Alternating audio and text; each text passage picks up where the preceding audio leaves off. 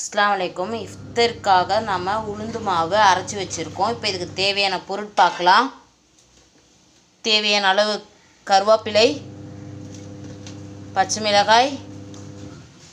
உளுந்து வந்து நம்ம எவ்வளோ அரைச்சி வச்சுருக்கோன்னா 1/4 கிலோ உளுந்து. பச்சை மிளகாய் வந்து நம்ம பெரிய பச்சை மிளகாய் ஒரு 3 கட் பண்ணி வச்சுருக்கோம். கருவேப்பிலை வந்து தேவையான அளவு. வெங்காயம் வந்து நம்ம ஒரு 4-5 கட் பண்ணி வச்சுருக்கோம், அதையும் சேர்த்துக்கலாம். இப்போ ஒரு 5 ஸ்பூன் அரிசி மாவு. இப்போ தேவையான அளவு உப்பு. இப்போ முழு மிளகு தான் சேர்த்துக்கணும். இங்கே பசங்க மிளகு சேர்த்துக்க மாட்டேங்கிறாங்க, அப்படியே அதை ஒதுக்கிட்டு சாப்பிட்றாங்க. அதனால் நான் வந்து மிளகுத்தூள் சேர்த்துக்கிறேன். மிளகுத்தூள் 1 ஸ்பூன். இப்போ இந்த மாவை நல்லா மிக்ஸ் பண்ணிக்கலாம். மாவு நல்லா மிக்ஸ் பண்ணியாச்சு. அடுப்பு ஆன் பண்ணியாச்சு. கடாய் சூடாகட்டும், வெயிட் பண்ணலாம். கடாய் சூடாகிடுச்சு. தேவையான அளவு நம்ம எண்ணெய் விட்டுக்கலாம்.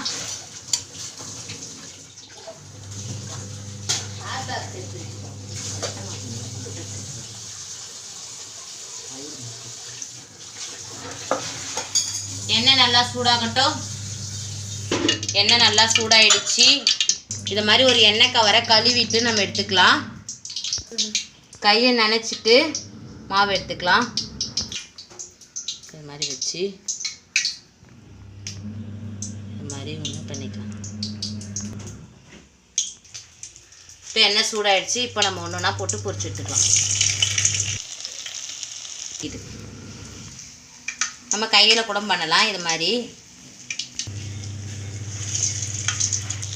நல்லா வேகட்டும், வெயிட் பண்ணலாம். திருப்பி போட்டுக்கலாம்.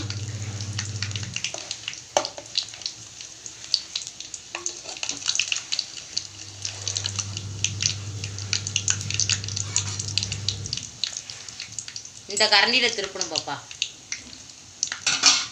அதான் அழகா திருப்பி போட்டேன்லம்மா. நல்லா வேகட்டும்.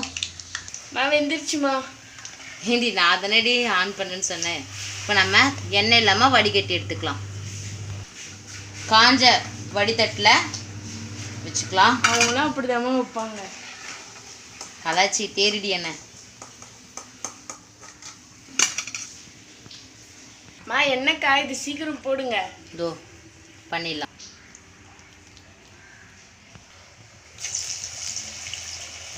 ஏமா சும்மா கை கழுவிட்டு செய்றீங்க? அப்போ தான் மாவு வந்து கையில் ஒட்டாமல் வரும். ஃபஸ்ட்டெல்லாம் உங்களுக்கு சமையலே செய்ய தெரியாது, யூடியூப்காக தானே செய்ய கற்றுக்கிட்டீங்க. ஆமாம், அதுவும் ஒரு காரணம். 2வது உங்களுக்கு பாபாக்கெலாம் சாப்பாடு செஞ்சு கொடுக்கணும் டேஸ்ட்டாக அப்படின்ற காரணத்தினாலையும் சமையல் செய்ய கற்றுக்கிட்டேன். இப்போது நல்லா வேகட்டும், வெயிட் பண்ணலாம்.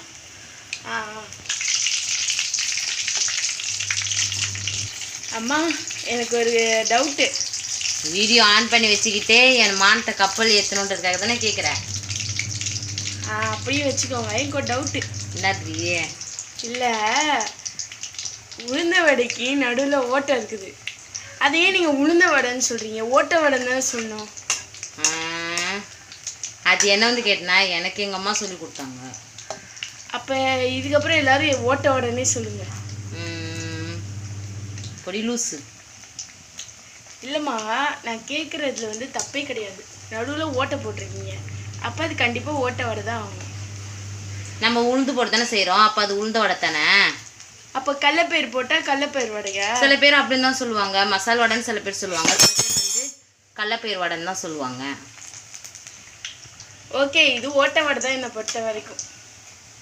பொடி லூஸு. வடை வெந்துருச்சு. இப்போ நம்ம வடை எடுத்துடலாம். இங்கே பாருங்க, நான் சொல்லி கொடுத்தனால எங்கள் அம்மா எவ்வளோ அழகாக வடை சொல்கிறாங்க.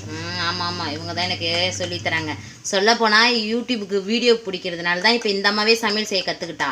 என்ன நான் கம்பி கட்டுற கதையை விட்றா பாருங்க. அம்மா, நோன்பு தானே வச்சுருக்கீங்க, ஓதாமல் வடை சுட்டுட்ருக்கீங்க. வடை சுட்டுட்டு ஓது வேண்டி மீதி இருக்க மாவே நம்ம வடை சுட்டு எடுத்துக்கலாம். எங்கள் அம்மாவை கலாய்க்கிறதுல எனக்கு ஒரு தனி சந்தோஷம். என்னை அசிங்கப்பட்டதில்லைன்னு சொல்லு.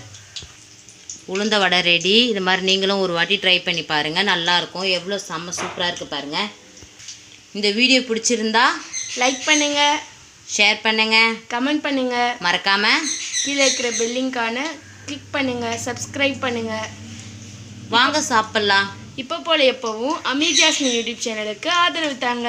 அஸ்ஸலாமு அலைக்கும்.